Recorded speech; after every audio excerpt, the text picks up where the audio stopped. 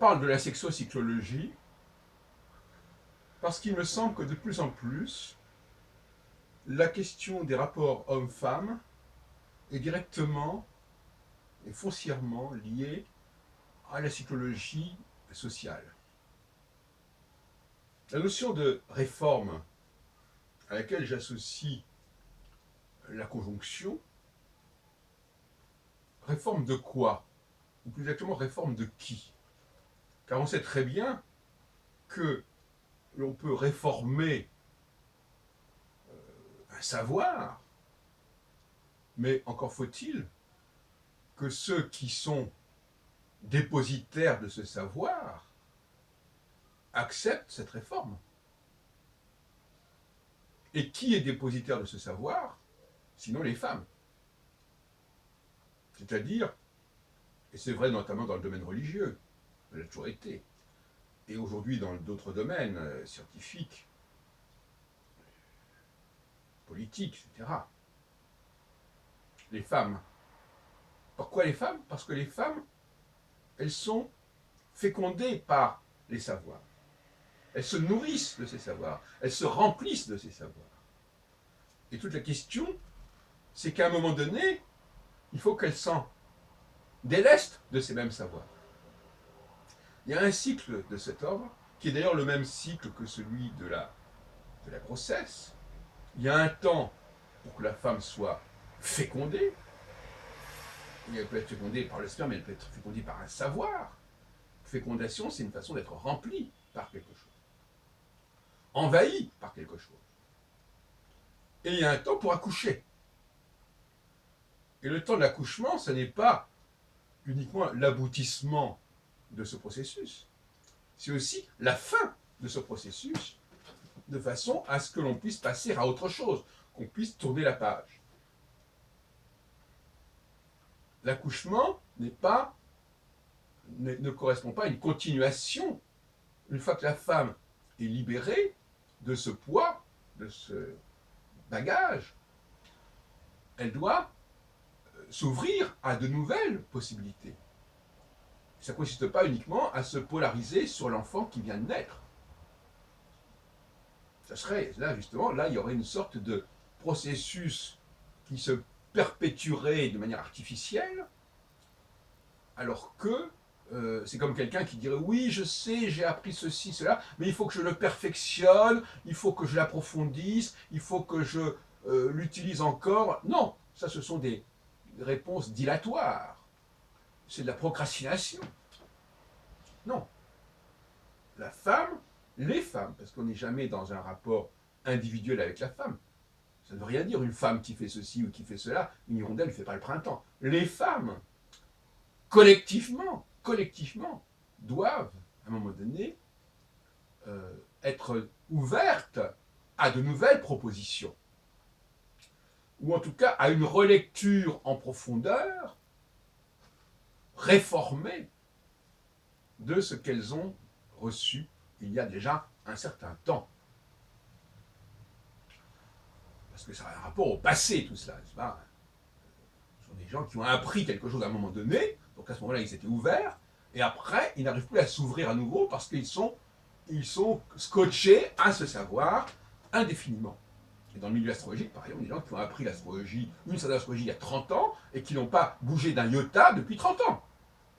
Pourquoi? Parce que l'astrologie n'aurait pas changé. Alors ça, c'est aussi un débat. Effectivement, dans un milieu où les gens ne sont pas disposés à changer, ça n'encourage pas à des processus de réforme. C'est une sorte de cercle vicieux. Mais en l'occurrence, ici et maintenant, nous avons des propositions de réforme majeures en astrologie, dont je suis moi-même d'ailleurs un des porteurs, bien évidemment. Et là, on voit qu'il n'y a pas de disponibilité à la réforme. Quoique. Mais prenons un exemple plus terre à terre. Une femme qui rencontre un autre homme, qui n'est plus avec l'homme avec lequel elle était avant, soit parce qu'elle s'en est séparée, soit parce qu'il est décédé, soit parce que le temps a passé, etc. Eh bien, il faut qu'elle s'ouvre à la réforme. C'est-à-dire qu'elle modifie ses pratiques, qu'elle modifie ses habitudes, qu'elle modifie ses valeurs, qu'elle modifie son discours, qu'elle se rajeunisse, qu'elle revienne à sa dynamique d'il y a 20 ou 30 ans, ou pas.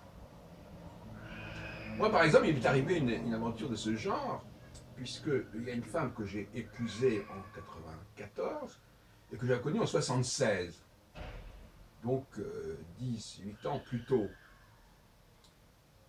Et en effet, on s'est mariés 18 ans après s'être rencontrés la première fois, au sens biblique, plus ou moins.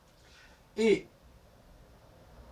cette femme qui était si ouverte, si disponible en 76, elle ne l'était plus guère 18 ans plus tard. C'est ça le problème. J'étais resté dans l'idée qu'elle avait la même disponibilité, c'est le bon mot qui me paraît fort, qu'en 67. Donc le passé pèse énormément, c'est pas simplement ce qui a été déposé, c'est le passé lui-même pèse énormément sur le fonctionnement des femmes, et une femme qui fonctionne bien, c'est une femme qui est capable véritablement de remettre en question ses repères, remettre en question ses habitudes, réorganiser son temps, réorganiser son espace pour accueillir un nouveau projet, une nouvelle personne, une nouvelle idée des choses, de nouvelles valeurs. Elle le fait ou elle ne le fait pas. Elle a un certain temps pour le faire, qui reste à préciser, et puis elle y parvient ou elle n'y parvient pas. Et à ce moment-là, si elle n'y parvient pas, ben elle va continuer dans un système dans lequel elle est prisonnière et dans lequel elle n'a plus beaucoup de capacité de changement et de renouvellement, ce qui est toujours fâcheux d'une certaine manière pour elle. Donc, l'accouchement, ça n'est pas exactement ce qu'on en dit, n'est-ce pas? L'accouchement, c'est... Alors évidemment, le problème, c'est que l'accouchement, il se fait subconsciemment, c'est le cas de le dire. C'est-à-dire que c'est le corps humain qui va lui-même provoquer et produire cet accouchement. Et d'ailleurs, c'est une des rares prévisions qu'on puisse faire dans le temps, celle de dire au bout de 9 mois, il y aura un enfant qui va naître. Mais dans le domaine des pratiques, des habitudes, des coutumes, il n'y a pas, on n'est plus dans le domaine de la on est dans le domaine de la subconscience jusqu'à un certain point. Mais ça ne fonctionne pas aussi clairement. Mais en effet, ce que moi je propose, c'est quelque chose qui soit comparable aux 9 mois de la grossesse. C'est-à-dire que l'on ait bien en tête qu'au bout de 9 mois, ça s'arrête, hein, il faut passer à autre chose, il y a une délivrance, on est délivré et on délivre, et puis après, on peut être ouvert à autre chose. La femme peut à nouveau être fécondée.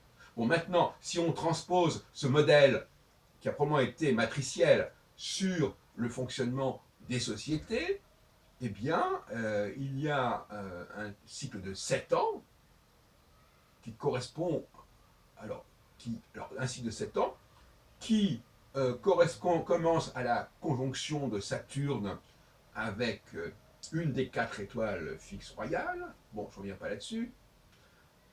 Et ce moment-là, c'est le moment, cette conjonction, c'est le moment, justement, comme on l'a dit, du coït. C'est le moment de la rencontre entre l'homme et la femme. Entre les femmes et la réforme, si vous préférez. La réforme qui étant l'élément, le vecteur masculin par excellence. Qu'elle soit portée par celui-ci ou celui-là. À ce moment-là, la femme doit évacuer, si ça n'a pas déjà été fait. En tout cas, c'est le moment où elle doit accoucher au sens de se débarrasser, de se délester, pour s'ouvrir, pour se rendre disponible à un nouvel apport, un nouveau bagage. Quel est le temps nécessaire pour cela? Ça reste encore à apprécier, estimer. Il y a effectivement une structure de 3 ans et demi. Bon, ça veut pas dire qu'il faut 3 ans et demi pour cela. Mais bon, ça reste encore Parce que il y a la théorie et puis il y a comment ça se gère, comment ça s'organise sur le terrain. Toujours est-il qu'à un moment donné, donc la femme va prendre possession, va s'approprier les nouveaux apports, parce qu'elle a su se vider. Hein. Il faut se vider pour recevoir. Ça, c'est une clé fondamentale de la politique du récepteur, du réceptacle. Et puis, il va y avoir une période, je dirais, où elle va rester avec cet apport. On pourrait même dire que c'est un petit peu comparable à la femme qui, après l'accouchement, doit allaiter l'enfant, doit s'occuper de ses premières années. Si on compare le cycle de 7 ans, le cycle de 7 ans, il y a 3 ans et demi, bon, enfin on peut imaginer des choses de ce genre-là. Au bout de 3 ans et demi, l'enfant est déjà bon, alors il y a 3 ans et demi de gestation, enfin je ne sais pas exactement, et puis 3 ans et demi où on s'occupe de lui, et puis après il faut changer de cycle, n'est-ce pas? Donc on peut trouver des comparaisons de ce genre, je n'ai pas décortiqué exactement comment ça pouvait fonctionner. Le fait est que les 3 premières années, on notera d'ailleurs que 3 fois 3 ça fait 9, en fait, les 9 mois, ça c'est un détail secondaire. Les 3 et demi premières années sont des années où la personne se reprogramme, se réorganise, se retrouve une nouvelle identité par rapport à ce nouveau bagage, ce nouveau savoir, ce nouveau savoir-faire notamment. Quand je dis la femme, ce sont les femmes, bien entendu. Un processus n'a pas d'intérêt à un seul niveau. Et puis après, on peut dire qu'elle va oublier un petit peu, il y a une sorte d'amnésie, elle va un peu oublier d'où vient ce savoir, elle se l'approprie totalement et elle perd un petit peu le point origine. Et à ce moment-là, on peut dire que elle va lui apporter elle va l'ajuster au monde, elle va le modifier. Donc ces savoirs qui sont au départ comme des assiettes propres, identiques entre elles, vont présenter des particularités propres à chaque femme, par exemple. Voyez-vous. Donc chaque femme va particulariser son mode de fonctionnement, va apporter sa petite valeur ajoutée, et par conséquent, au bout du processus de 7 ans, on n'a même plus une vision globale, cohérente de l'ensemble. Et chaque femme peut s'imaginer qu'elle est un cas particulier. D'où l'illusion d'une sorte d'individuation qui est effectivement, et c'est le cas, l'individuation, c'est la femme. Les femmes reçoivent quelque chose et après, elles vont en faire leur chose et ça va être quelque chose qui va être en quelque sorte incomparable et qui va